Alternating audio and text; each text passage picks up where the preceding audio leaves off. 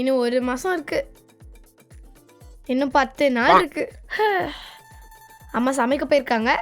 கரெக்டாக cooker whistle வர வரைக்கும் படிக்கலாம். அதுக்குள்ள விசில் வந்துருச்சா? குக்கருக்கே நம்ம படிக்கிறது பிடிக்கல போல. அப்புறமா படிப்போம். அக்கில் கடைக்கு போயிருக்கான். அவன் வர வரைக்கும் கொஞ்ச நேரம் படிப்போம்.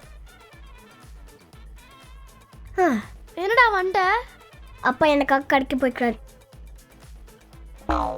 நல்லது, தூங்குவோம். அடுத்து இந்த நம்பருக்கு யாராச்சும் கால் பண்ற வரைக்கும் நம்ம ஃபுல்லா படிக்கிறோம்.